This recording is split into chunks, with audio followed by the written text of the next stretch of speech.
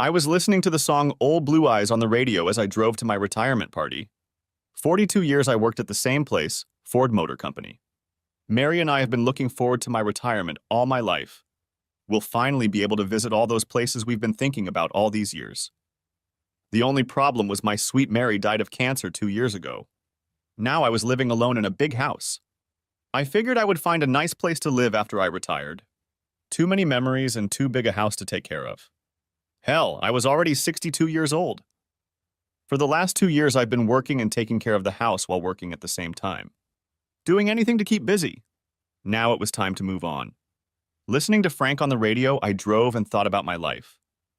I was drafted into the Army and served 2 years. My father got me a job at Ford's right out of high school. After I was drafted, they kept my job for me. They even allowed me to continue continuous service while I served my country. So now I have 42 years of service. Not many people spend their entire lives with one employer. I met Mary shortly after returning from the service. I was attending a friend's wedding and Mary was one of the bridesmaids. My friend told me that Mary and her boyfriend had recently broken up and Mary was at the wedding alone. It didn't take me long to introduce myself. We ended up spending the whole night together, and I don't just mean the wedding. Maybe it was the fact that I wasn't in the service, or maybe it was the fact that I was a horny 22-year-old, but I wanted Mary. It was kind of like love at first sight, but I chalked it up to excitement. After the wedding reception, I took her to my place and we had sex. Her body was so soft and warm. She looked and smelled great. I went down on her, and when I finally entered her, I knew I wanted her to be my girlfriend. I don't know how many times we did it that night. The next morning, she apologized and said she wasn't the type of woman to sleep with someone. I guess it was all the drinking at the wedding and the fact that I caught her at the hookup. I asked her if she was sober now, and she said of course she was. Will you let me make love to you now while you're sane?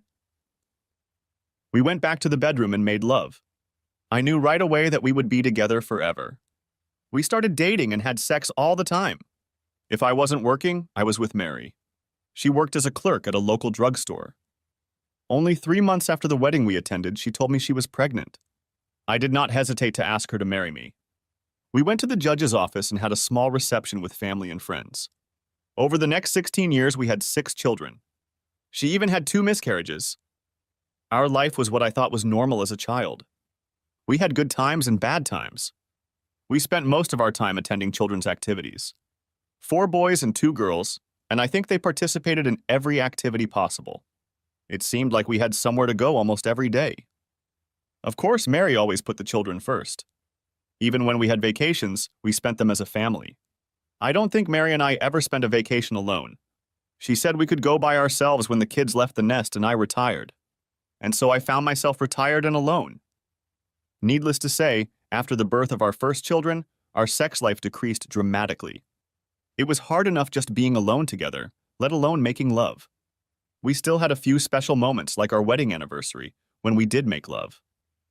I should have realized that most married couples go through the same thing. It's just part of life. If we met at least once a month, we were lucky. After the birth of our 4th child, we needed a bigger house. My grandparents were of age and offered to sell me their farm for a very cheap price. There were 300 acres of land and a big house with 6 bedrooms, barns, and other outbuildings. I told Grandpa I didn't want to be a farmer. He said I could live in the house and rent the land to local farmers, and that would help pay for the house. I knew he wanted me to have the farm, so Mary and I talked it over and bought it. The kids loved it. Now each of them wanted to have pets. They had all been in 4-H for many years, and we had a whole menagerie of animals throughout the school years. I managed to get through the maintenance program at Ford's and eventually became a pipe fitter. I got my journeyman's license and was now making a lot of money, at least for a factory worker. Maintenance workers were the highest paid hourly workers. By leasing the land to local farmers and making a decent wage, we were able to pay off the farm in 25 years. And that's even though the kids started college and we never did much for ourselves. We always said, "We'll have time when the kids are gone," Mary said. Looking back, I don't regret the life I lived, but I wish I could have done more for Mary. She was happy just being around her children, being a mother and grandmother. We had some bad times too. The kids were sick. Mary and I fought over little things that seem like small things now. We had one big fight though, after which I went away for a week. Every 5 years, Mary went to a reunion. She liked meeting old friends. I never went to a reunion with my friends, so I had no desire to go to one. Anyway, when it came time for the 15-year reunion, she asked me to go. In one of my weakest moments, I decided to say yes. Mary was thrilled, so I guess I made her happy. I knew most of her girlfriends I'd met over the years, but few of the boys, now men, from her class. I guess my jealousy kicked in a bit when she started dancing with all these former classmates. One of them, in particular, was paying too much attention to her, in my opinion. I did my best not to cause trouble, but I'll talk to Mary about that later. I danced a couple dances with her, but otherwise just sat around drinking beer. I wondered if Mary had ever slept with any of these guys. I knew she wasn't a virgin since we slept together on our first date. I also wondered if one of them could be the guy she broke up with before she met me. Mary had never given me a reason not to trust her, but watching her dance in another man's arms and me having too much to drink was not a good combination for me. She was cuddling them for the night when we left. With this Brad guy, she cuddled too long for my taste. All the way home, I didn't say a word. Mary was having fun, and I wasn't in the mood to start a fight right now. The next day, I had to work, and our kids were going on a field trip to church. I just went upstairs and went to bed. The next morning, I was hungover at work, and nothing seemed to be working. My boss said we had to finish this job before we left for the day. I called Mary and told her I was going to be home late and not to make dinner for me. She reminded me that the kids were gone for the day and she wouldn't be cooking tonight anyway. We got lucky at work and finished earlier than expected. Finally, I thought, something is going right. I'm coming home early. When I pulled into the driveway, there was an unfamiliar car parked there. It was a rental car. I wondered who it belonged to. I opened the front door and there was Mary and this Brad guy hugging. It looked like I broke the kiss when I opened the door. His hands were on Mary's ass. "What the hell is going on?" shouted I. "John, it's not what it seems. Looks like that bastard's got his hands up your ass." Mary pushed his hands away as I approached him. He held up his hands and said, "Nothing happened, John. I was just saying goodbye." I pushed him, and he fell onto the coffee table. I grabbed him and was about to hit him when Mary yelled at me. "John, please stop. We didn't do anything wrong. He was just getting ready." I don't want to lie anymore. I saw you with my own eyes. If you want that bastard, you can have him. Hell, for all I know, you already have one, and he's probably Jeff's father. I punched him once and walked out the front door. I had no idea where I was going. I regretted saying that part about Jeff, but I was furious, and we all tend to say things we can't take back. I always thought Jeff was my biological son. I heard Mary yelling at me, but I didn't listen. I got in my truck and drove off. After driving around for a few minutes, I decided to go back and beat the shit out of the guy. When I pulled up to the house, I saw that his car was gone. I wasn't going to go talk to Mary, so I headed into town and found a cheap motel.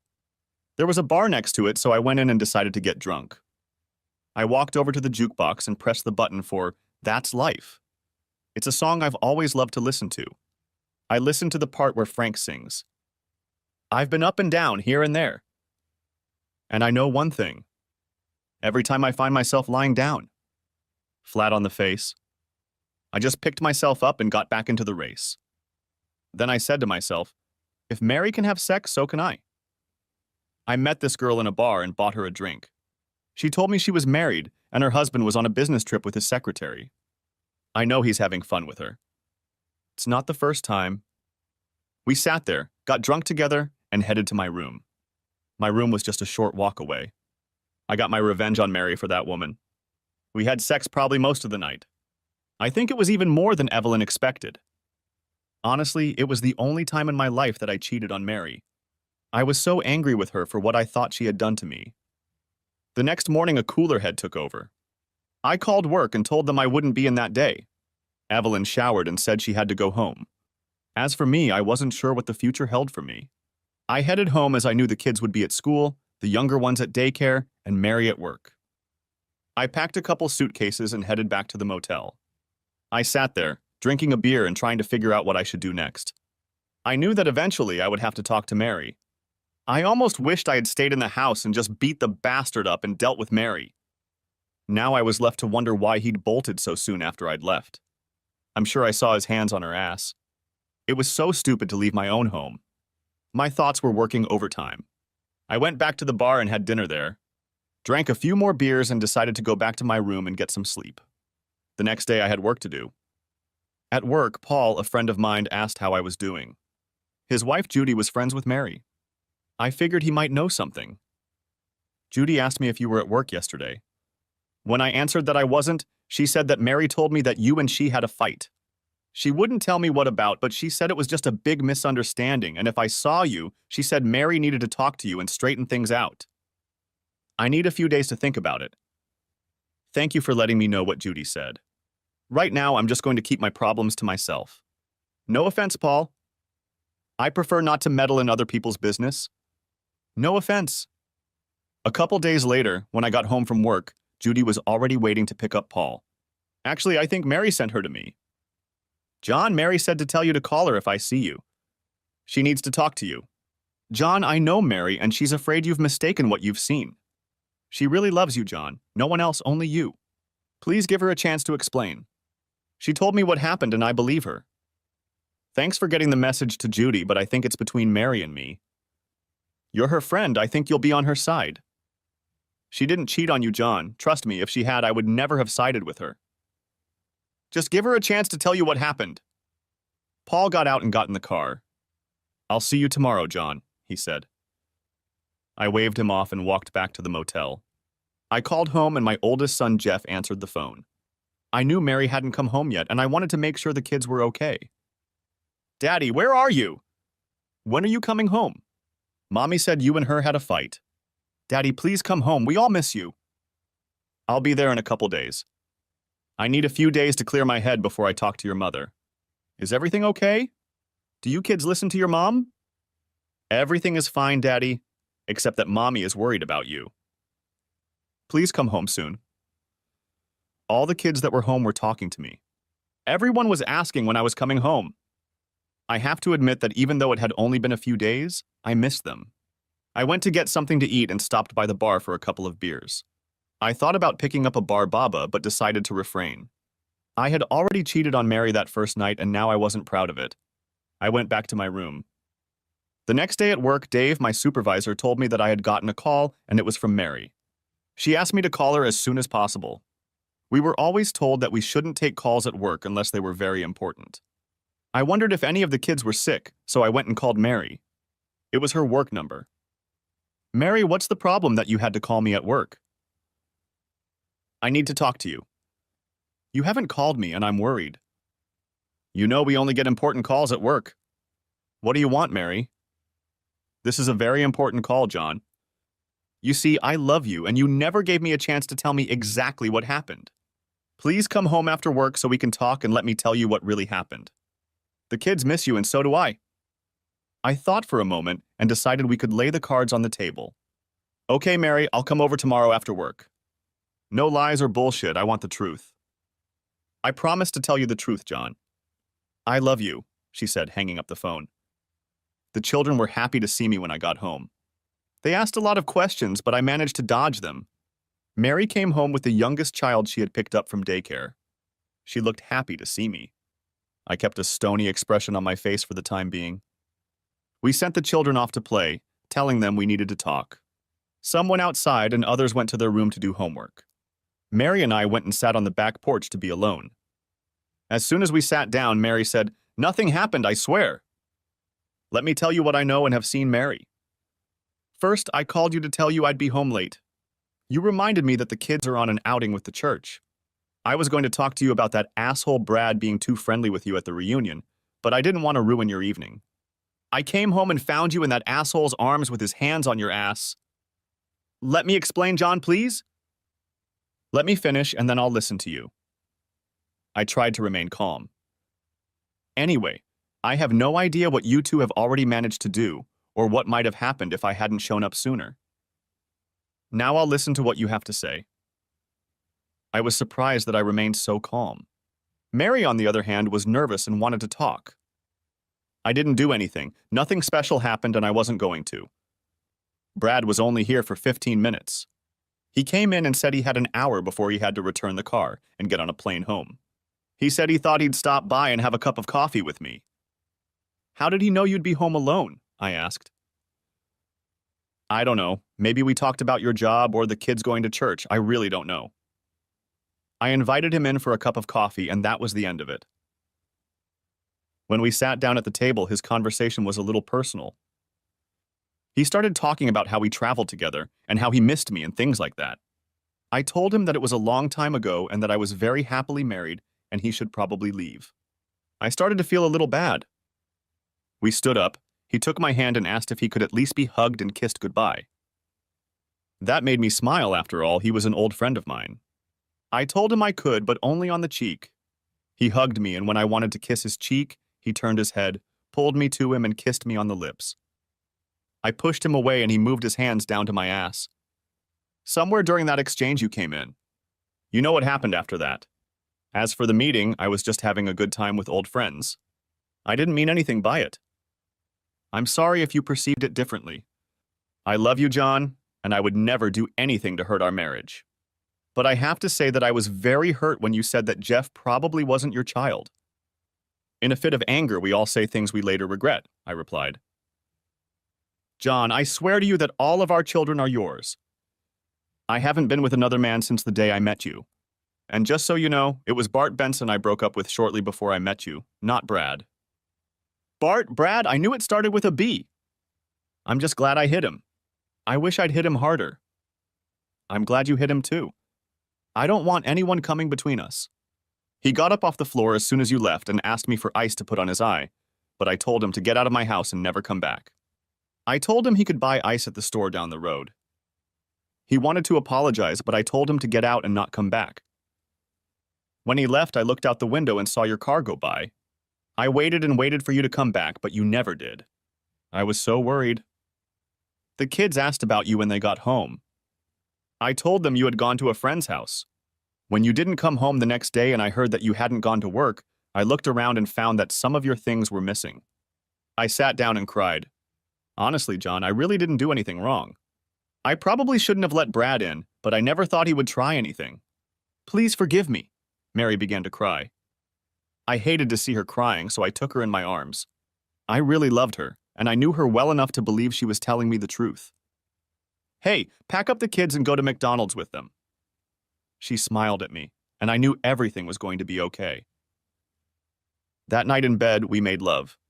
We had to hold back a little bit because of the kids. I think that was the night Justin was conceived. A little over a year and a half later, our youngest, Sandy, was born. It was time for a vasectomy. 6 kids was enough, but we loved them all and they turned out great, thanks to Mary. Our sex life improved, but after Sandy was born, we cut it back a bit. There just wasn't enough time alone, or Mary was just too tired. She was willing for my sake, but I didn't push her. However, we did have some good sexual affairs from time to time. As for her reunions, I was at all of them with her, and she spent most of the time with me. Brad never made it to any of the reunions. There were rumors that he was divorced and remarried. I arrived at the hall where my retirement party was being held. I couldn't believe how many people showed up. Most of my close co-workers, many friends and neighbors, and some of our relatives were in attendance. All 6 of my offspring were there with their families. I couldn't help but burst into tears. The only person missing was Mary. I know she would have loved this party with all of our family and friends. Everyone was asking me about my future plans. I explained to them that I was working on a few ideas, but I was going to either sell or rent out the homestead. It was too big for one person. None of my children were interested in it. They preferred the city. The kids were a little surprised, but agreed that there were a lot of worries. For the last 2 years, they have come to see me whenever they could. But now, being retired, I will be alone 24/7. Another thing I noticed is that they visited me much more often when their mother was living. I'm not surprised, as who would want to visit an old person all the time? I know my children loved me, but they had their own families and their own lives. They invited me over to their house for dinner almost every Sunday. As Sandy, my youngest daughter, said, "You need to eat something other than Spam eggs." I told her that I loved Spam eggs and that it was easy for me to make. It was one of the few dishes I knew how to make. Breakfast usually consisted of cereal and toast. Lunch, when I ate out, consisted of meat sandwiches, and for dinner it was Spam eggs.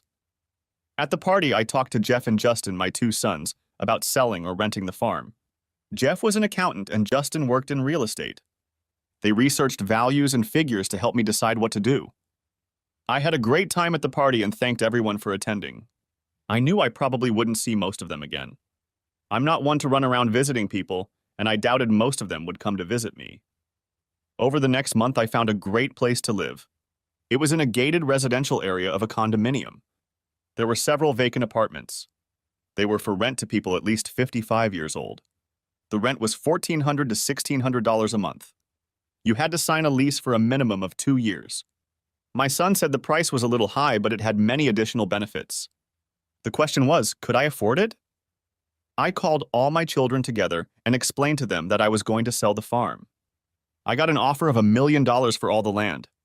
The developer was going to build housing, and my neighbors had already agreed to sell. I bargained down the price I wanted. Since I was in the center of the development and had all the land, I got a great offer. The next month, we had an auction and sold almost all of our personal belongings.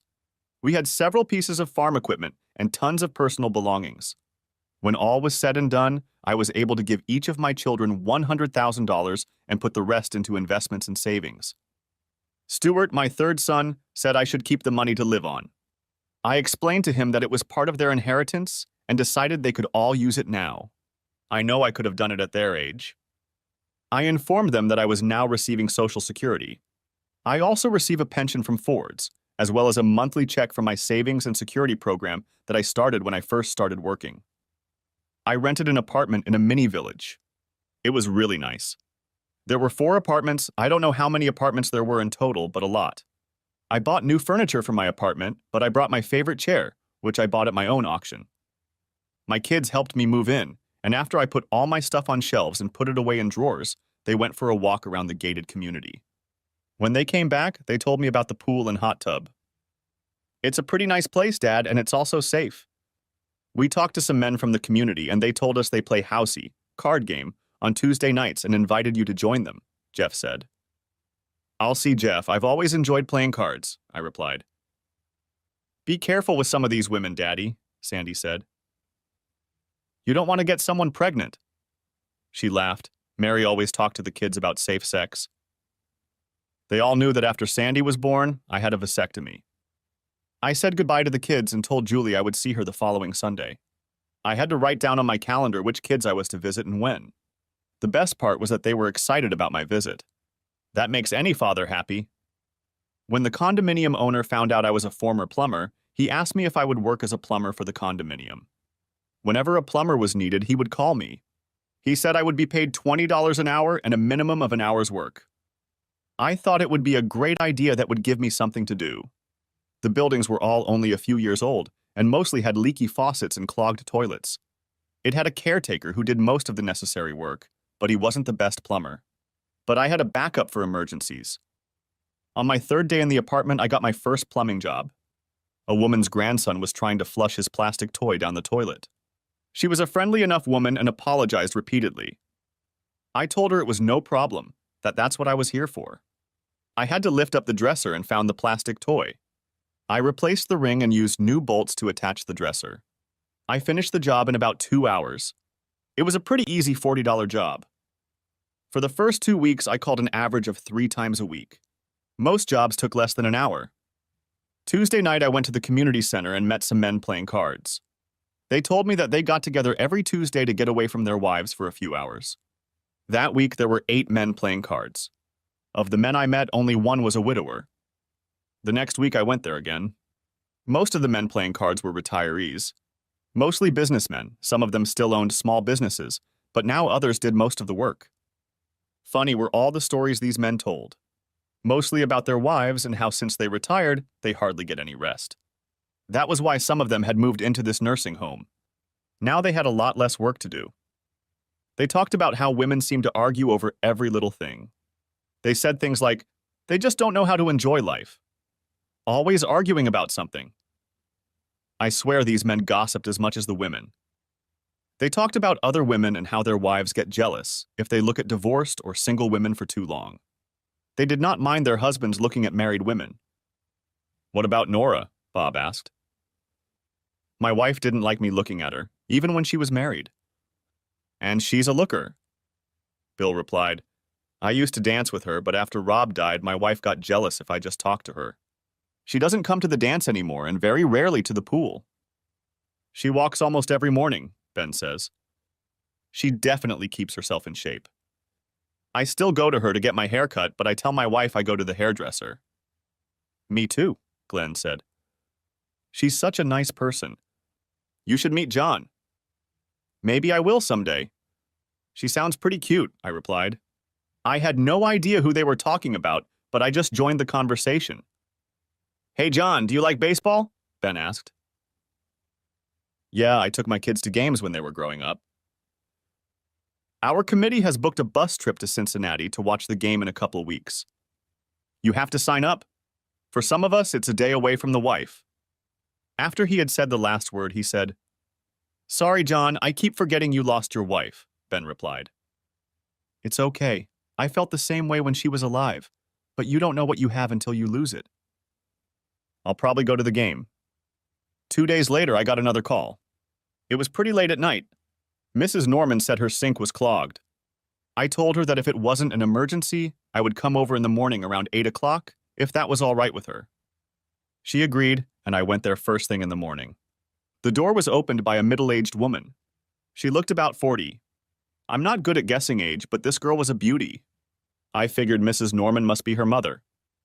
Chapter 2. Starting a New Life. You must be John Mason, the plumber. I'm Nora Norman. Hi, nice to meet you. So you have a clogged sink? I asked. Yeah, I do my hair on the side, and I guess too much water has gone down the drain. It takes 10 minutes for the water to recede. And then it hit me that this could be the same Nora the card club guys were talking about. A separate room was set aside for her business. It had a special type of sink for washing hair. She turned on the faucet and showed me how the water wouldn't drain. The whole time she was showing me the problem, I couldn't help but stare at her. She was so beautiful. Not makeup on, but natural beauty. She was wearing white shorts and a blouse, but she looked sexy without even trying. Finally, I was able to take my eyes off her and kneel down to inspect the drain pipe. I got the pipe wrench and put a small bucket under the siphon, along with some old towels I had brought with me. I knew that as soon as I removed the siphon, the water in the sink would pour out of the pipe. I was just about ready to spring the trap when I looked back and Nora was smiling. Okay, what's so funny? I asked. I'm sorry, but I've always heard about plumbers and their butt cracks. When I thought about it, it made me laugh. You can't see mine! I wore a long shirt for that very purpose. I don't think people are interested in looking at an old man's ass. I chuckled myself. I'm sorry, I shouldn't have told you. It was very wrong of me, Nora said. That's okay. If you ever want to play show me yours and I'll show you mine, let me know. For now, I better get back to cleaning out this trap. Nora laughed as she left the room, and I continued my work. I turned the key and water rushed into the bucket. She was right, and the siphon was full of hair. I cleaned the siphon and cleaned the sink. I grabbed some old towels and cleaned up the spilled water. Nora came back and asked if I wanted a cup of coffee. I agreed, and after I finished my work, I joined her in the kitchen. I had so many questions for her, but I didn't know where to start. After all, she was just a client at this point. Mrs. Norman, is this your condo? I'm sorry for asking, and you can tell me to clean it if you want, but I thought you had to be at least 55 to live in these condos. I can't believe you are that old. When I first walked in, I thought it was your mom's condo. She smiled, which was a good sign.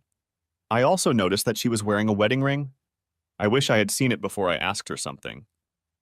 First of all, please call me Nora, and this is my apartment for now. Thank you for the compliment about my age. You're right, I'm not 55, but 53. Well, your husband is very lucky to have such a beautiful wife. Rod, my husband, died last year. Then I remembered the men at the card club saying she was a widow. I'm so sorry, I don't know what to say.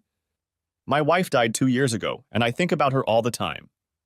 She touched my hand, and I felt a genuine warmth emanating from it. I'm sorry for your loss, too. I think we have something in common. Rod died in a plane crash last year. I took it very hard, even though we'd only been married a few years. It was my second marriage. She was not only pleasant to look at, but also easy to talk to. We drank probably a whole pot of coffee during the conversation. She explained to me that her husband was 55 when they bought the apartment 5 years ago. They had a 3-year lease, and 2 years ago renewed it for another 3 years. The problem was that the lease was expiring next year, and she was only 54 years old. The rules said you had to be 55, and she doubted if they would renew the lease when the time came. We talked for a while. She asked how long I had lived in this house, since she had never seen me before. I told her that I had only lived here for a few weeks and didn't know much about the neighborhood. She asked if I wanted her to show me around the neighborhood and tell me about some of the activities they do there. We agreed that she would take me on a tour the next day and even have lunch together at a local restaurant. I almost didn't want to leave, but she said she had an appointment with a hairdresser and some of the locals were already gossiping about her. The next morning, I showered, shaved, and put on one of my best shirts and dress pants. When I arrived at her apartment, she looked gorgeous. "Nora, I'm sorry, but I have to tell you that you look amazing," as my grandchildren would say. "You don't look too bad yourself," she smiled. I loved seeing her smile. It was so real. We started with a walk to the community center. I didn't tell her that I went there to play cards on Tuesdays. She explained that they also held dances and bingo there, and some men and women had card clubs. The center could be used for birthday parties and celebrations if someone wanted to take advantage of that. The family could always visit and even stay overnight in the apartments. But they could not live there permanently. "So, have you been to any of the dances around here?" I asked. Rod and I used to go there every month. It was so much fun. After he died, I tried to go alone once, but a few of the local wives didn't like my presence. I guess they were afraid their husband would want to dance with me. "Silly old plums," I said, "but I can see why they might be jealous." This brought another smile to Nora's face. "Do you play bingo?" Nora asked. "No, I don't think so." I had to laugh. "Really, you should go and try it at least once. I'm sure you'll have fun." "I'm more into sports." "Do you want to go to a game with me?" I joked, but it looked like she was thinking about it. "I'll make you a deal, John. You go to bingo with me on Saturday, and I'll go to a baseball game with you." I couldn't believe she was being serious. Why would this pretty woman want to go on a date with me? "Are you serious?" I asked. "Why me?" "John, since Rob's death, I haven't been anywhere but with my sister. I haven't dated a man in over a year. Somehow I feel like you understand me, and I'm willing to take a chance with you. I could use a friend." I realized she was serious. I haven't met anyone since Mary died either. I usually just attend family events, but I'm up for it if you want me to. We set a date to go play bingo on Saturday. I also told her that I was going to order tickets to the big league game next week. We left the center and she took me to the pool. She told me that the same rules apply at the pool. You can invite relatives, but you have to be with them while they are there. They also have 2 hot tubs in an enclosed building with changing rooms and everything. I asked if she used them and she again said no, not since Rob's accident. I pictured her in her bathing suit. I saw a smile on her face. She must have read my mind because she said, "Let's play bingo and baseball first and see what happens." After showing me the walkways and other places in the condo area, she said it was time to see the neighborhood. We got in her car and she showed me where the various stores and restaurants were located. She was good. I hadn't felt this way around any woman since I'd lost Mary. We went into a small cafe and had lunch. She said we would both pay for our lunch. "No, Nora, you've worked so hard to show me around, and lunch will be on me." "That won't be necessary." "I insist, Nora, I'm still old school. A man has to pay for his date. When we play bingo, you can pay for your card." We both laughed. "So you consider this a date?" Nora asked. "I don't know, it's been so long since I've asked a woman out." I have no idea why I felt intimacy with this woman. She was 9 years younger than me and looked even younger. She was beautiful, pleasant to be with, and fun to be with. I wanted to know something about her, but I didn't want to ruin my relationship with my newfound friend. We had lunch and talked some more. She told me a little about her life and I told her a little about mine. Honestly, I have to say that opposites attract, at least in my case. Nora revealed that Rob was her second marriage. Before that, she had been married for over 20 years. Her husband was a company executive. He was often away from home, so she opened her own beauty salon to keep herself busy. She has a son who lives in Germany. She has seen him 3 times in the last 15 years. The first time was when he got married, and she and her husband flew in for the wedding. 4 years later, she flew to see her new grandson. The last time he came home was for his father's funeral. That was more than 7 years ago. After his death, she devoted all her time to the salon. It was at the salon that she met her second husband, Rob. He was a friend of her first husband. He was divorced and cut his hair at her salon. When he came there, he always asked Nora. They started dating and eventually got married. He was also a businessman, but he didn't travel as much. He retired early, and that's when they moved into an apartment. She sold her business but did her hair in her apartment. She also went to her friends' apartments and cut their hair there. Tuesday, Wednesday, and Thursday were the only 3 days she worked. When I told her how good she looked, she mentioned that she always tries to keep herself in shape by walking or jogging almost every morning when her schedule allows. If you ever want to go for a walk in the morning, let me know. It's really good exercise and yet easy. Besides, it would be nice to not always walk alone. I told her I would keep that in mind. It would be a good way to see her more often. It'd be good for exercise too. Saturday afternoon, I went to Nora's apartment, which was a block away from mine. She met me at the door and we went to the community center to play bingo. I found it hard to believe I was doing this. I didn't play bingo except with my kids when they were little. I was always the ringleader. I never thought about playing bingo for real, although Mary used to go there from time to time. I guess it's just not manly. There were a lot of people there. There were probably 90% women, but at least there were a few men. I only saw one whom I met when I was fixing his leaky faucet. Many of the women were happy to see Nora, but they were even more surprised that she was with a man. While she was talking to a couple of women, I got in line for a bingo card. A couple minutes later, Nora was standing behind me and smiling. As I approached the counter, the man asked, "How many cards, sir?" "Just one," I replied. He looked at me strangely as I handed him $1 for the card. I stood back as Nora pulled out her cards. "16, please," she said. I couldn't believe it. How the hell was she going to go through 16 cards? Now I felt stupid since I only had one. I asked the guy for another card and gave him another $1. Nora smiled. Nora and I found a table where she sat across from me. When she had laid out all her cards, I asked her how she managed to keep track of all of them. She laughed and said, "I usually play 24, but I thought we could have a little talk, so I ordered less." The game started, and Nora had no trouble at all. We played 7 games and I didn't even come close to bingo. A couple of times I didn't dot my number, and Nora noticed it and dotted it for me. The next game I had to get a B5 to play bingo. I was ecstatic until B6 came up and some old broad shouted bingo. I know I got mad and cursed under my breath. It made Nora laugh and of course me. I went out and bought us both a drink. While I was gone, Nora was playing cards. I heard her yell bingo on the way back. "Did you win?" I asked. "No, it's you," she replied. I looked down and saw that I was level. A few games later, Nora played bingo. I ended up winning $2 and Nora was left with a minus. I reminded her that next Saturday we would take the bus to the ball game. "John, will you go to the mall with me on Monday? I want to buy a Reds jersey to wear to the game." Not only was I playing bingo, but I was going shopping with Nora on Monday. It was then that I began to realize that I really liked this woman. On Sunday, I had dinner with one of my kids. When they asked me how I liked my new place, I said I liked it a lot. I didn't bother to tell them about Nora, but I did tell them that I play cards on Tuesday nights and was going to a baseball game the following Saturday. They were very happy for me. On Monday, I showed up at Nora's at 9 in the morning. "John, what are you doing here so early? The stores won't open for another hour or two?"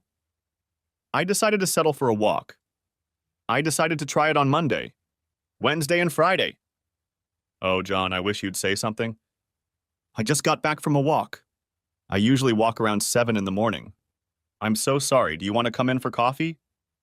I saw that she was sweating in her tracksuit and figured she was getting ready to take a shower. "No, I'll just be back in an hour and we can head to the mall.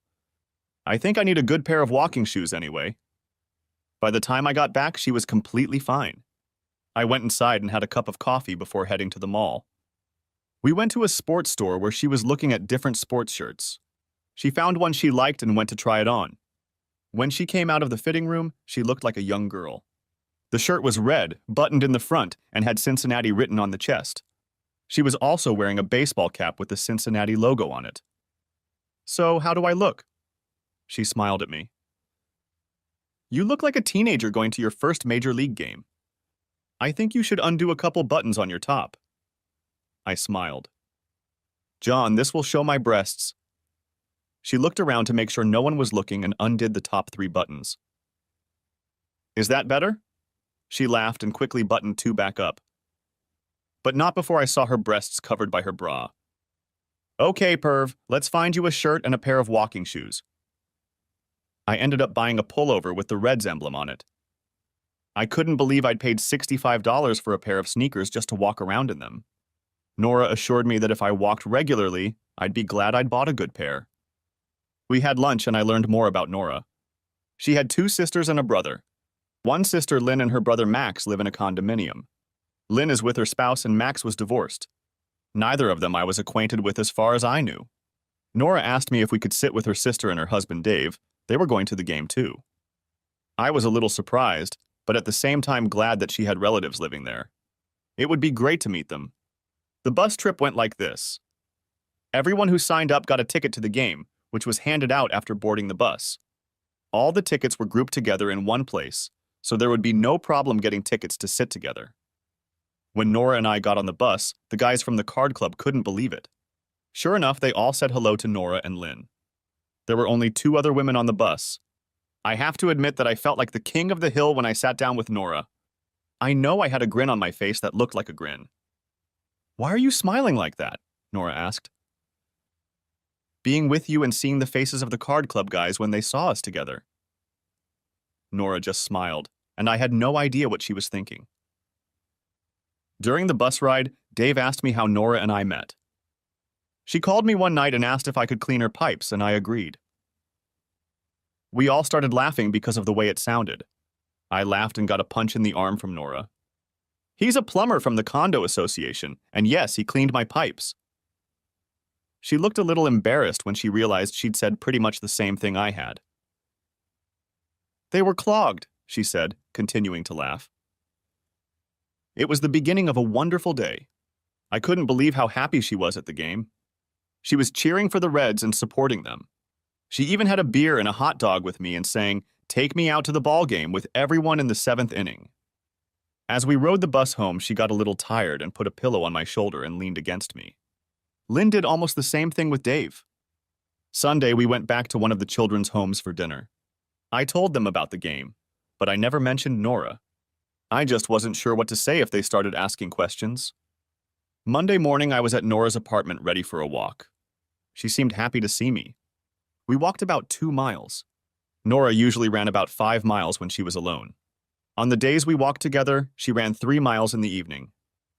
We were the talk of all the neighbors in the condo, and yet we were just friends. We held hands during games and sat across from each other at bingo. We joked around but never did anything sexual. I can't say I didn't want to, but I was more afraid of losing my friend if I tried and failed. The next month we went to a museum, an art institute, and another ball game. We decided it would be fair to take turns doing something the other person enjoyed.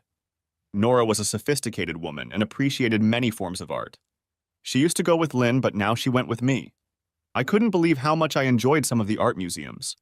When we were coming home after the ball game, Lynn asked Nora if she was going to the dance next weekend. She hadn't gone there since she lost her husband. Looking at me, I realized she was ready to ask if I was dancing. I'm not very good on my feet, but if you need a date, I'll go. I'd never been much into dancing, but this was another chance to help build a relationship with Nora. I really took my time. I've noticed that my thoughts of Mary diminish as my thoughts of Nora increase. I guess that's just the way life is. It got me thinking about how much better our marriage to Mary could have been if we had spent more time together. Instead, we were going to wait until I retired. What a mistake. Lynn was a good-looking woman and a couple years older than Nora. She was a little heavier since she didn't exercise like Nora did. Dave had retired from a management position at a large manufacturing firm. They seemed to really enjoy their life together. I mention this because I got a lot of my information about Nora from Lynn. She and her sister were best friends, even if they didn't agree with each other on everything. When we entered the dance hall, Nora and I again caught everyone's attention. Admittedly, Nora looked great, but she wasn't overly dressed up. She just looked good in any outfit. The 4 of us sat down at a table and Dave ordered drinks. He and I each got a beer, and the women got diet sodas. We went through the first couple of fast songs, after which a slow song played. The first time I held Nora in my arms, it was now or never. I moved around as best I could, and she followed me with no problem. I wasn't sure how close to hold her until she said, "John, you can hold me closer, I don't mind." I pulled her to me and told her how beautiful she looked and smelled. She smiled, thanked me, and said I didn't look too bad myself. I was almost angry when the song ended. The stupid band played 2 more fast songs, and Lynn and Nora danced together. Dave and I had another beer and watched them.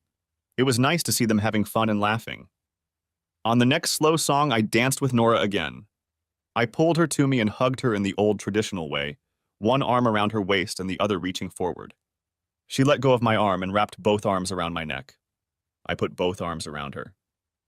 "I like this way much better," she said. "Couldn't agree with you more," I replied. We danced to 2 songs in a row before sitting down at the table. The next song was a fast song, and I went to get us all another drink. When I got back to the table, another slow song started. Some guy came up and asked Nora to dance. Dave and Lynn were dancing too.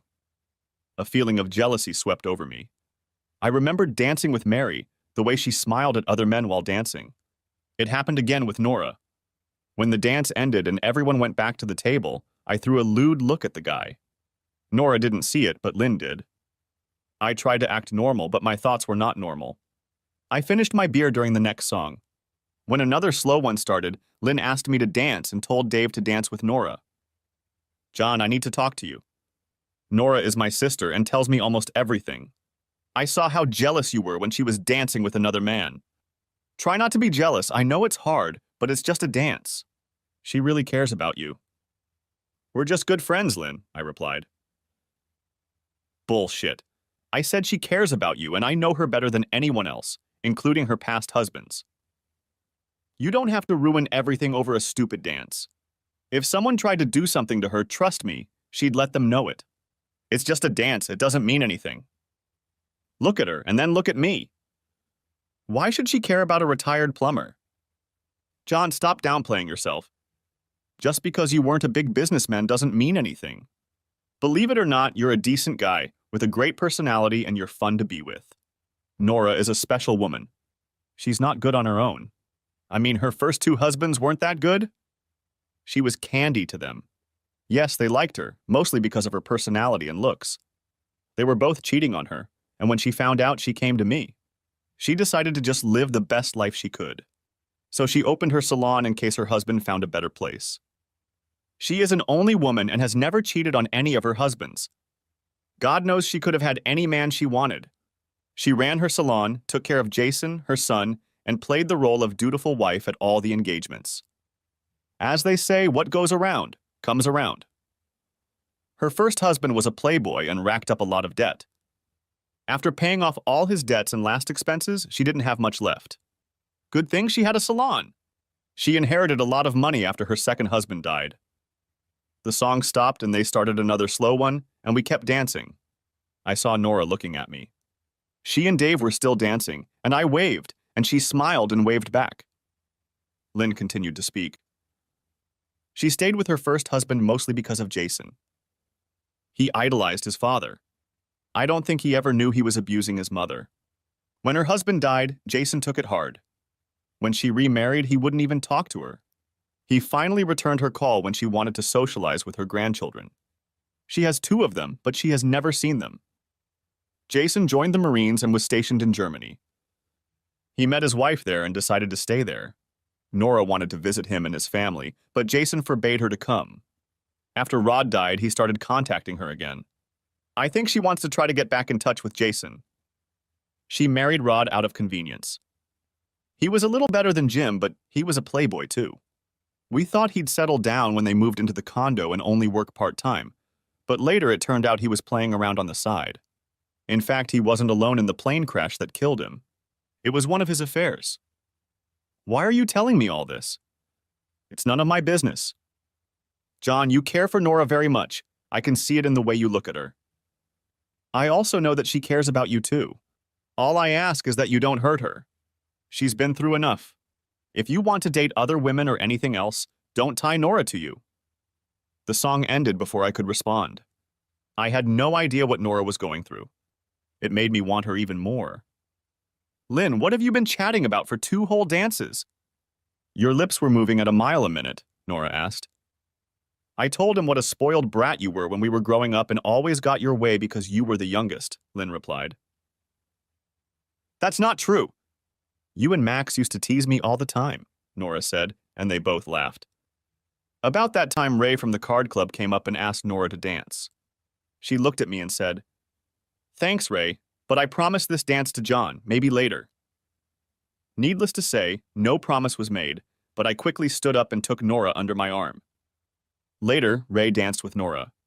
She had already made it clear that she was with me. Now I felt not jealousy, but pride.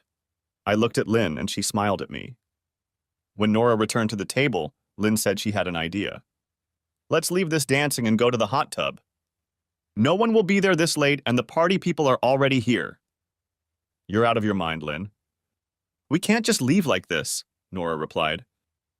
Why not? It's open 24/7. And when I danced with John, he said he wondered what you looked like in a bathing suit, Lynn remarked, laughing. Nora looked at me. Is it true, John? Which part? Did I say that or would I like to see you in a swimsuit? I smiled. You're both bad. Mom always said you were the black sheep of the family, Nora told her sister. So let's leave this place and meet at the hot tub in 15 minutes, Lynn replied. She didn't wait for an answer. She and the smiling Dave got up and prepared to leave. Nora looked at me. So you want to do this? Honey, I'd be crazy if I didn't want to see you in a swimsuit. I didn't realize I had called her sweetheart. We got up and left as well. I drove past my house, ran in there and got my swim trunks, and then we went to her apartment to change. I changed in the bathroom and she changed in her bedroom. She put on a robe before I could see her. I put on a t-shirt and swim trunks. I can't believe we're doing this, Nora said. Oh, it's like being teenagers again, except there's no one stopping us, I replied. When we got there, Lynn and Dave were already in the hot tub. I took off my t-shirt and Nora took off her robe. Shit, I said. I bet you'll look good even without the robe. I think Nora blushed. I don't know why I said it, but I guess I was thinking out loud. You're almost as bad as Lynn, Nora said to me. I laughed. I helped Nora into the hot tub. Oh, that feels so good, Nora said as Dave turned on the bubbles. After talking to Lynn, I had gotten braver. I sat down next to Nora, put my arm around her shoulders and put my hand on the rail of the hot tub.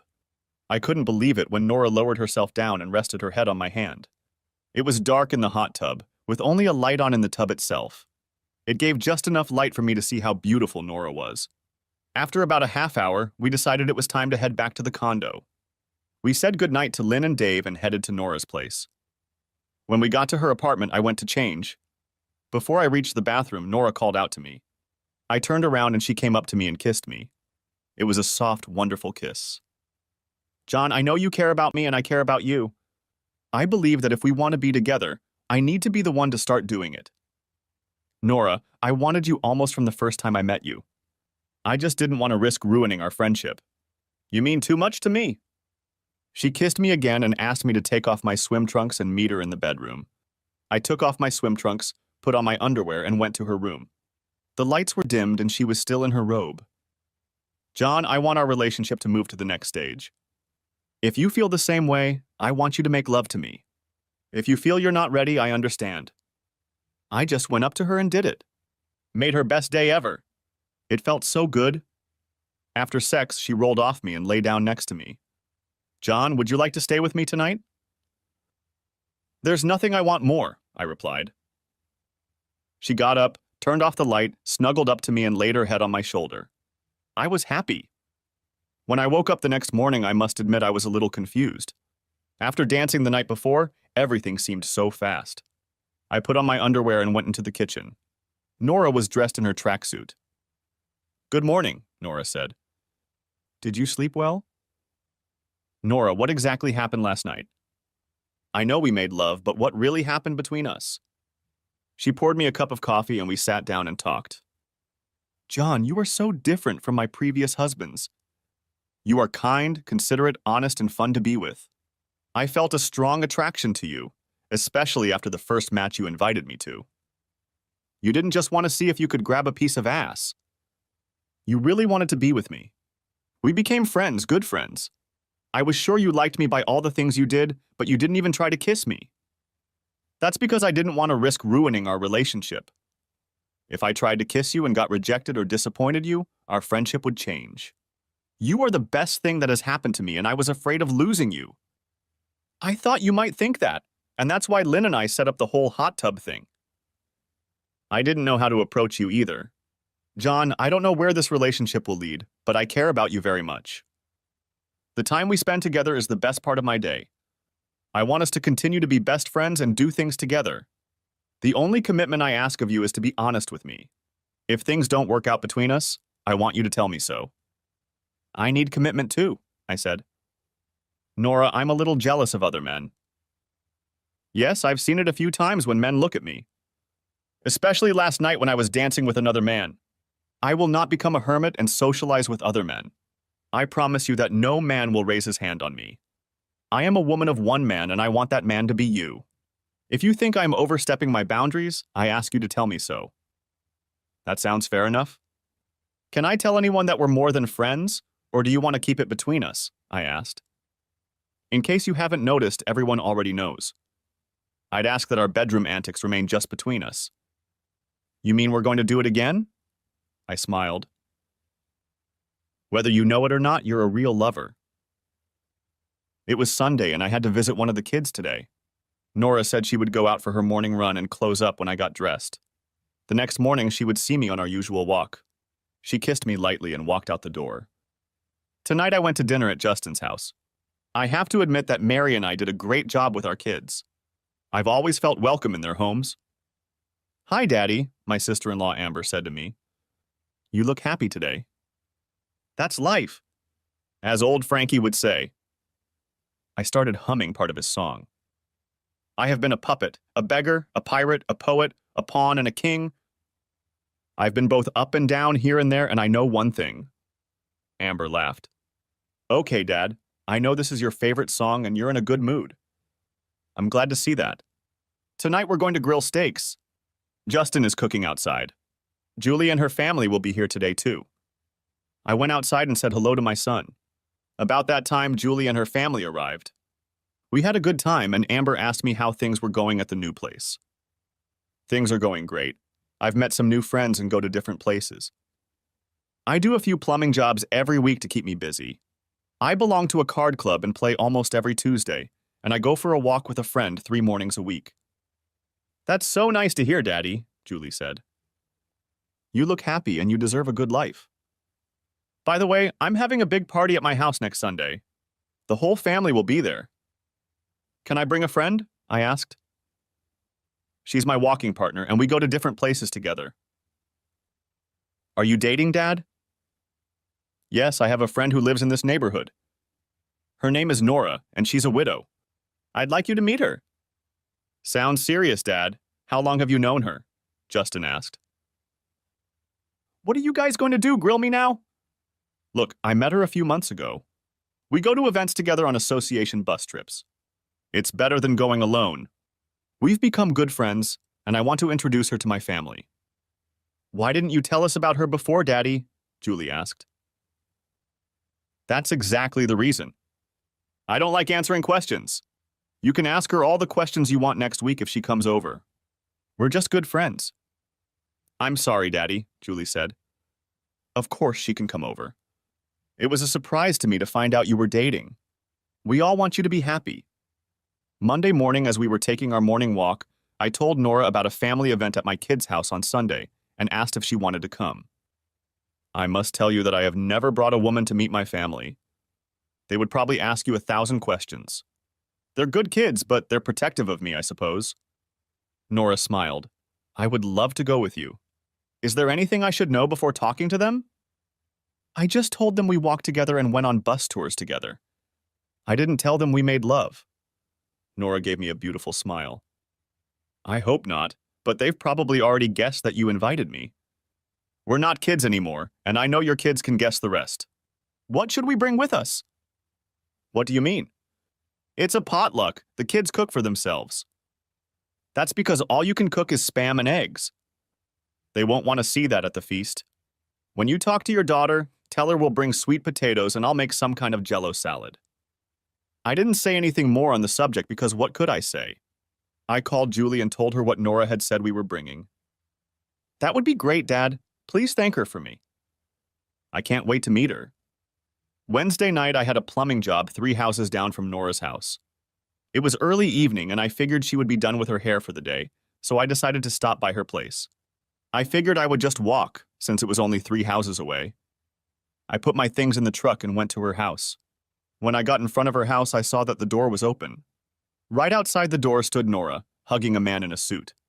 She was smiling and looked very happy. The first thing I felt was the memory of catching Mary. I wanted to turn around and walk away, but this time I decided to follow through. As I started up the stairs, Nora smiled at me. I didn't realize anything. I'd just caught her cuddling with that man.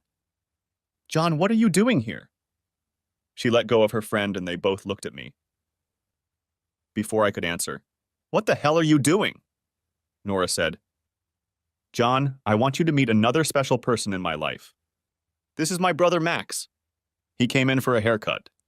He travels a lot and I rarely see him. Max, this is John, a very good friend of mine. Nice to meet you, John.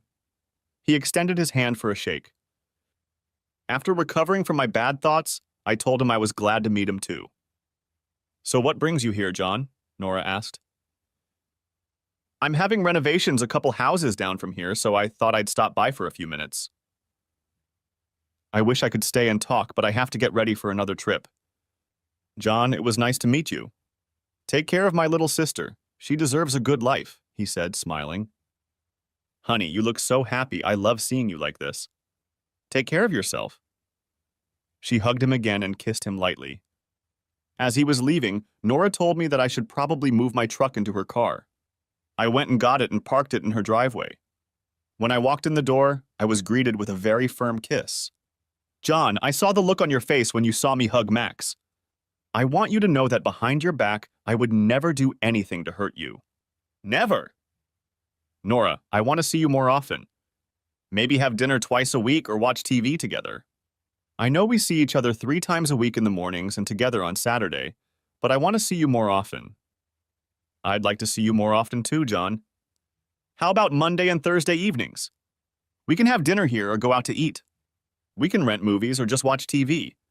Tuesday you already have card club, and Wednesday I have women's card club. Friday I spend with my sister, Saturday we spend together, and Sunday you get together with your family. That sounds great. I'll come over tomorrow around 6, I replied. We'll go to that little diner and then rent a movie. I kissed her goodnight and headed home for scrambled eggs and Spams. She had a card club. The next night when we went to the diner, I asked her what movie she wanted to see. I liked action movies and she liked romantic stories. We decided we would take a comedy. We got back to her house and she said she was going to wear something more comfortable. When I saw her in her doll pajamas, we hadn't had time to watch most of the movie. We were sitting on the couch and she put her legs in my lap. I kept looking at her and she asked me if I liked the movie. When I put my hand on her thigh, we both realized that we weren't going to watch the movie. We started making love right there on the couch. I guess I'm not as young as I used to be, she smiled. Nora, I think you know I'm in love with you. I just wanted you to know. I know, John, I feel the same way about you. Chapter 3. Getting to know the children. I picked up Nora and we went to Julie's. Nora brought her set dishes. She really looked well, as she always did. As we pulled up to the house, the younger grandchildren came running out to the car. Hi, Grandpa, Ashley said. She had just turned 4 years old. After giving me a hug and a kiss, she looked at Nora. Are you my new grandma? She asked. Nora smiled at Ashley. No, sweetie, I'm just a good friend of your grandfather's. You can call me Nora if you want. Ashley took Nora's hand and walked with her to the backyard. I got in the car and brought food. You can see that Julie was surprised when she first saw Nora. I think she expected to see a much older woman. She was nice to her, though, and introduced her to everyone as my friend. Julie gave me a strange look, but greeted me anyway. My son Jordan came up to me and asked me a few questions about Nora. Dad, she seems really nice and no doubt good looking, but she seems pretty young. Is she a girl or just a friend? Jordan was my very open-minded son. He never beat around the bush. Yes, she is beautiful, very sweet, and my girlfriend. I take great care of her. She's older than she looks because she takes care of herself and exercises every day. She looks about 40 to me. How old is she, Dad? Jordan, you can be a pain sometimes. Just so you know, she's 53. Damn, Dad, I hope Ellen looks as good when she turns 53. At that moment, Ellen walked over to me and looked at Jordan. Hi, Daddy, she said to me and kissed me. What will I look like at 53? She asked Jordan. Daddy's friend Nora is 53. I just told Daddy I hope we look as good at 53. He added we, so as not to get the wrong idea. She does seem nice, Daddy. I'm happy for you, Ellen replied. All of my children's spouses called me Daddy. It felt good. I decided I'd better sit with Nora. She was sitting there with half a dozen kids asking her questions. That's the thing about little kids. They love attention from adults. Nora smiled when I sat down and told me all the things my grandchildren had talked to her about. Justin walked over and gave Nora a wine cooler and me a beer. A few minutes earlier, he had asked Nora if she wanted something to drink. He always knew to just get me a beer. A few older kids, preteens, came up and started talking to me and Nora. They told us about playing ball and asked Nora if she wanted to come and watch them play. Nora looked at me. It all depends on your grandfather. Let me talk to him and we'll see if we can do a couple games. The kids were thrilled. Julie yelled to everyone that it was time to eat.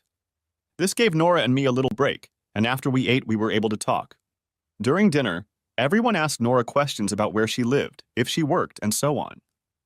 She was so sweet and tried to answer their question. I must say that the children did ask in a kind way. Nora also had a knack for turning the conversation around and asking the kids about their lives and families. She was a very sweet woman. The children told Nora that they liked her sweet potato and jelly dish. She told them that she loves to cook, but being alone doesn't do it often. It's no fun to cook just for yourself, she said. Daddy, did you hear her?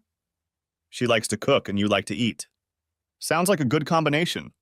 Nora, can you make scrambled eggs with Spams? That's Daddy's favorite dish, Justin said. Of course, everyone started laughing. We took a walk after the meal, and she asked me about seeing some of the grandchildren's games and other things at their school. John, I would love to go to different school events with you. I know we won't be able to attend all of them since you have 18 grandchildren so far, but we could make a calendar and attend some of the events. I've wanted to go to some of their events, but ever since Mary died, I've hated going alone and just stopped. I'd love to go, especially with you by my side. I know Nora missed her 2 grandchildren who lived in Germany. It was as if she wanted to adopt mine.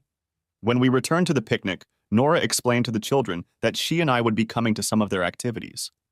They each had to give us a copy of their schedules for their games and other activities, such as band and choir concerts. She told them that there was no way we would be able to attend all the events, but we would see as many as we could on the free evenings. They all ran to their moms and asked for a schedule of events. We all knew that mothers always have a little calendar, or in today's society, an e-book to keep track of daily activities. All the children were getting their schedules from their mothers. Nora realized the commotion and told the children to go play, and she would talk to their mothers and get their schedules. All the moms seemed relieved. Nora would sit with each of my children or sister-in-law and go over each child's schedule. She entered it into her own electronic device. She entered the date, the child, the activity, and the time. She and I had to decide which ones we could attend. The women were putting the food away, and the boys couldn't help but talk about Nora. Dad, I'm very happy for you. All I ask is that you take your time.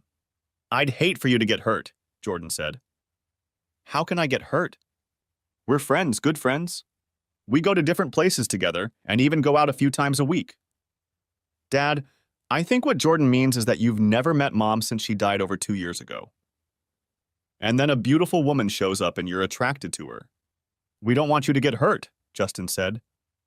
Okay, I think I see what you're saying. I do have a thing for Nora, but trust me, we'll take it slow.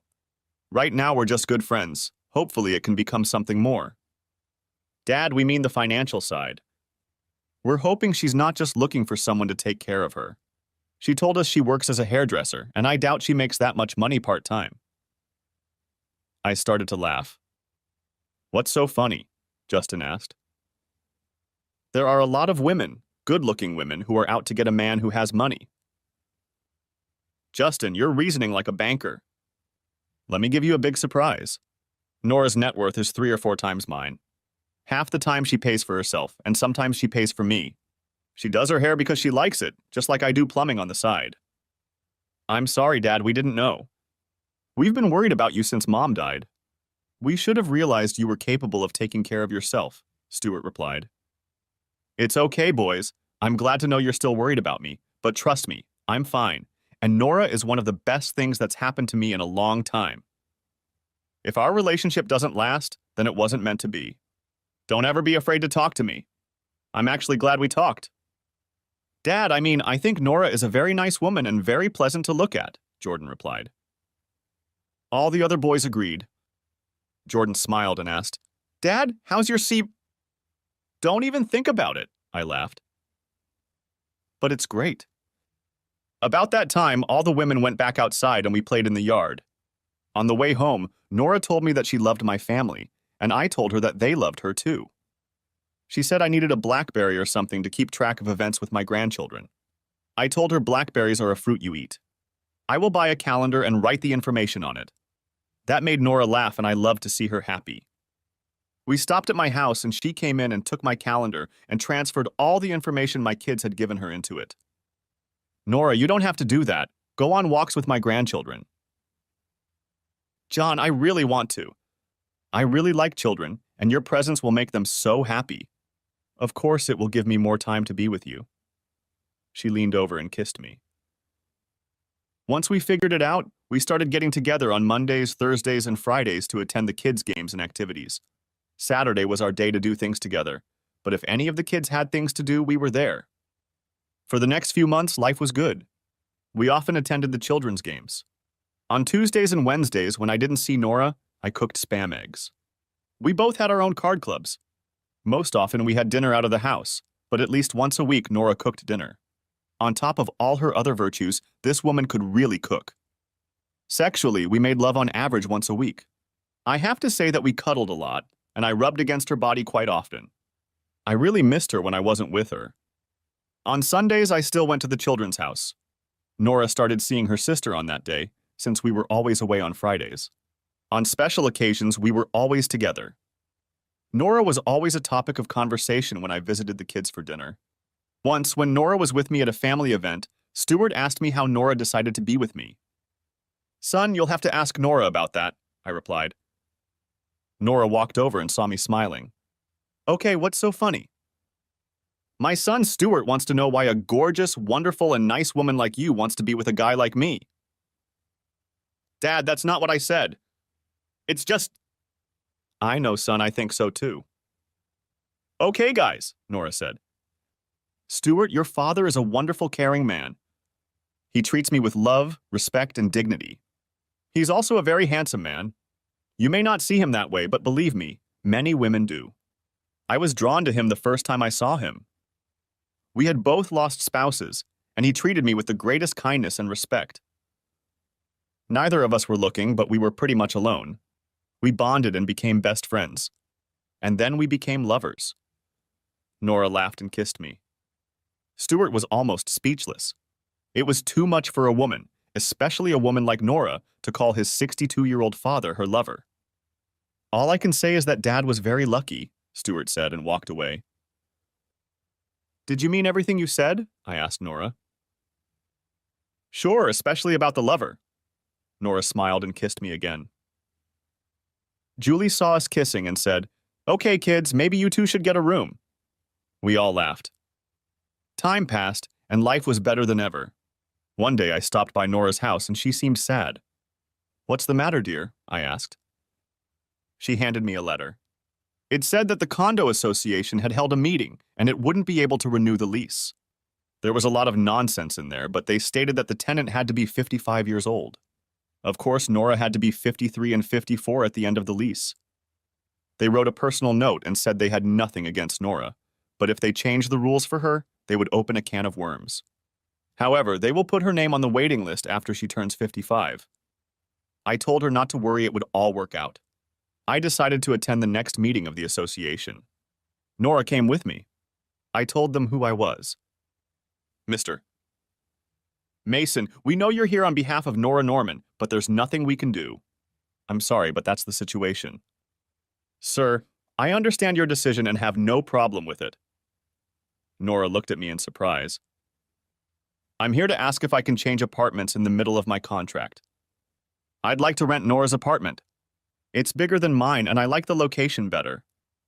The council looked surprised, but looked at their rules and told me that yes, I could change apartments, but I would have to sign a new 3-year lease. Nora sat in silence, puzzled as to what I was doing. Mr. Mason, no one under 55 can live with you. He knew where I was going. Figuring I'd ask Nora to live with me. That's not quite true, sir. As far as I understand it, my wife need not be 55. Am I right on that point? I asked. Yes, Mr. Mason, that is true, but you and Mrs. Norman are not married. We will when her lease is up if she agrees. Nora looked at me and burst into tears. The council smiled. They liked Nora, but rules had to be followed. In that case, we will transfer the apartment into your name when the lease expires. Your current housing will need to be evacuated within a specified time frame. We hope you are to be congratulated, and of course we will need to see the marriage certificate. Nora was still crying as we left the meeting. So, will you give me an answer? Will you marry me and make me the happiest man in the world? I thought you said you'd never marry again, John. That was before I knew you. After Mary died, life was lonely, and I never thought I could love another person.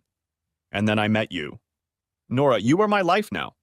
I know I have children and grandchildren and I love them all, but you are the one special person in my life, and I want to be with you until the day I die. Don't talk about death. I want to spend my whole life with you. I've never met anyone as kind as you. And I might also add that I've never had a better lover. Everything I said to your son Stuart that day is true. I do love you, and yes, I will marry you. I called all the relatives and told them we would have a family reunion at the condo next Sunday. No excuses, just be there. It was the first time the whole family was at the condo at the same time. We had great food, with Nora making almost everything herself. The kids enjoyed playing in the pool and swimming in the hot tub. It's time for my announcement. So I have something to say. Nora and I are getting married. The kids smiled. It's not that big of a surprise, Daddy, Julie said. We knew it was coming, but we didn't know when. We all love Nora and wish you both the best. So when is it going to happen? It should be by the end of next month. Nora's lease is just about to expire. I know it may seem strange, but we want a church wedding. You can coordinate all the details with Nora. For the reception, I'm renting the hall here. Nora and I have contacted a local caterer, and they're available. They just need an approximate number of guests. We don't have time to send out invitations, so invite anyone you see fit. Just let us know how many people are coming. Nora will take care of her friends and family. I knew the kids were happy for Nora and me. She said she would invite her brother and sisters and their families. Lynn had 2 married children and 2 grandchildren. Nora would invite her son, but knew he wouldn't be there. She said her brother Max might marry her off. Max was divorced, but he also had a daughter and 2 grandchildren. They would try to come. The other sister lives out of state and probably won't be able to come. It was amazing how quickly everything came together. We went to a small church and the pastor agreed to marry us. The date and time were set.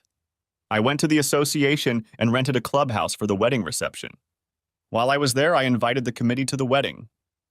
Nora said Max, Lynn, and their families would be coming. She emailed her son Jason but never got a response. I know she wanted to develop a more friendly relationship with her son. He just resented her for remarrying so soon after his father died. I got his phone number and decided to call him when I was alone. He was a little cold at first, but I told him that I had 6 children of my own and 18 grandchildren. I told him how much his mom loved him and how sad she was sometimes when she thought about her grandchildren and him. I informed him of our upcoming wedding, which was 3 weeks away. I told him that I would like him to come and marry my mother. Mr. Mason, Jason said. Please call me John, I replied. Well, John, although I'd like to come, I'm afraid we just don't have the money. I'm sorry. Jason, I really want you to be here. I am willing to pay your airfare and expenses while you are here. Your family can stay in my apartment as they will be staying with me for another month. Your only expenses will be what you spend while here. He seemed like a nice enough person and told me he wanted to talk to his wife and would contact me the next day. He called back and accepted my offer. He said that neither his wife nor his children had ever been to the United States. He also told me that he missed his mother very much and would be happy to attend the wedding. I told him I wanted to surprise Nora and that we would meet him and his family at the airport. I telegraphed him $5,000 to make reservations. I also thought he might want to rent a car so he would have something to drive during the week. I booked the car for him. In time, everything fell into place. Nora told me that she had received a letter from her son. He wrote to her that he missed her and loved her. He sent a family photo and Nora copied it and framed it. She was so happy that he had at least written to her. She said he wished her the best. I let a few of my kids know that Jason was coming to the wedding. I also told Lynn and Max, but asked them to keep it a secret. 2 days before the wedding, I asked Nora if she would go to the airport with me. A friend was coming to the wedding and I wanted her to meet him. The nice thing about Nora was that she almost always went out of her way to meet me. I don't know if we ever argued. I know we disagreed, but we never raised our voices. We went to the terminal and I bought us each a drink to drink while we waited for the plane. Nora kept asking me questions about my friend. Honey, once you meet him, you'll love him as much as you love me, I said. I don't think that's even possible, Nora laughed. The plane landed, and as the passengers were getting off, she saw her 2 grandchildren. She recognized them from the picture Jason had sent her. Oh my God, those are my babies! Exclaimed Nora as her grandchildren ran up to her. She cried, but they were tears of joy. Then she saw her son Jason and his wife Gwen. Jason had tears in his eyes as he walked up to his mother. Nora and Jason were hugging. She hugged Gwen and then decided to introduce me. Jason, Gwen, I want you to meet the other man in my life that I truly love. Jason, it's nice to finally meet you. I can't tell you how great it is to have you here, I said. Nora hugged her son again. Nora, they'll be here for a week. That will be plenty of time to get reacquainted. Right now, they need to get their luggage and rental car. They can follow us to the condominium. Nora's grandchildren, Jennifer and Raymond, asked if they could ride back with us. Of course, Nora wanted them to be with us too. When we got back to the condo, I took them to my place so they could get settled in. I gave them the key and told them the condo was theirs for the week. I would spend the next 2 days with their Uncle Max, and then I would be with Nora. We stayed up most of the night, Nora and her family getting reacquainted. Lynn and her husband Dave also came over. For the next 2 days, Nora, her son, and his family socialized. Dave and Lynn stopped by Nora's apartment for a few minutes. As they talked, Lynn let it slip that I had given Jason money for the trip. She didn't know that I had never told Nora that I had paid for her son's trip. Nora cried when she found out that I had sent Jason the money for the trip. She leaned over to me and told me how much she loved me and then kissed me. At the wedding, I introduced everyone in my family to Jason and his family. They all got along great. The little church was full of family and friends. I took my seat up front and Dave was my best man. My 2 grandchildren walked down the aisle first. One as the ring bearer and the other as the flower girl. They were followed by Lynn as matron of honor. The music started and everyone stood up. The most beautiful woman in the world walked down the aisle. She was dressed in a light blue dress. She was holding the hand of her son, who was dressed in a military uniform. I could see tears on the faces of everyone present as Nora and her son walked down the aisle. Both of their eyes were full of tears as well. The pastor asked, "Who gives this woman to this man?" Jason stood up and said, "I give my mother to this man," and sat down. After I kissed the bride, we all headed to the reception. It was so nice to see how happy our families were and everyone was happy for us. Nora danced with each man. I, in turn, danced with more women. We brought in a DJ and told him that music should be for all ages. I told him to play That's Life by Frank Sinatra. When that song came on, everyone left the dance floor except Nora and me. My family knew it was my favorite song. Dancing with Nora, I asked her what her favorite song was. She had already told me that she had many favorite songs. You'll hear it pretty soon. The DJ will be playing it next. And then I heard Elvis's song I Can't Help Falling in Love with You start up. I pulled her close to me, and about a fourth of the way through the song, we were joined by everyone else who wanted to join us. Take my hand, take my whole life as well. After all, I can't help but fall in love with you. After the reception, I went home with Nora. We made love most of the night. We cuddled at first, and then we just took our time. I even took Viagra for the first time in my life to make sure I would last all night. The next day, we stopped by Jason's house. Nora said she wanted to talk to him. He had told her at the wedding that he wanted to tell her something, but it could wait until another day. Mom, I'm sorry I was so mad at you after Dad died. It's all because you married so young and to Dad's friend, Jason said. Darling, let me try to explain. After your father died, I was left alone. You were in Germany and I was here alone. Your father didn't leave me much money after paying his debts and last expenses. His friend Rob used to come over for a haircut. He would take me out to dinner and offer me companionship. A few months later, he asked me to marry him. You have to understand that at that time I was lonely and very vulnerable. Rob treated me well and I liked him, so I said yes. Jason, I never cheated on your father with Rob or anyone else. You have to believe me. I know now, Mom, but at the time all I remember is that my father was dead and you dated his friend and then married him. I'm sorry, dear, but there's nothing I can do to change that. Believe me, I haven't done anything wrong except marry so soon after your father died. What did you want to tell me? In 6 months, my service will be over. I can either re-enlist, in which case I can stay in Germany, or I can move to the States, but I can't move to the area. My other choice is to not re-enlist and move back to the States. Gwen and the kids said they wanted to move here. That's one of the reasons we wanted to come to the wedding. I was wondering if you would mind if we moved somewhere in the neighborhood. God, I wish you'd move back in. I could see you and my grandchildren all the time. Nora started crying again. I talked to John's son Justin at the reception, and he said he is a real estate agent and will do his best to find me a place to live that I can afford. I'm good with electronics, and I shouldn't have a problem finding a job. We don't have a lot of savings. I have to spend my entire paycheck to survive. If it wasn't for John, we wouldn't have been able to afford to come to the wedding. She looked at me and I just sat there and listened. Mom, we didn't want to take money from him, but he insisted. He said our presence at the wedding was more important than money. Didn't he tell you? Yes, but only after you arrive. That's the kind of man he is. He always puts me first. He knew I wanted nothing more than to have you at my wedding and your family as part of my life. Mom, I know it's none of my business, but how can you afford to live in those apartments? I heard they're very expensive. I want to tell you something. Even though you hated Rob, he was well insured. He was a partner in his firm, and when he died in a plane crash, the partners had to buy me out. I got a very large sum of money. I talked to John and told him I wanted to do something special for you and your family. Special? Like Mom? Jason asked. He suggested I put some money in an account for you. This morning, we went and opened a savings account for you.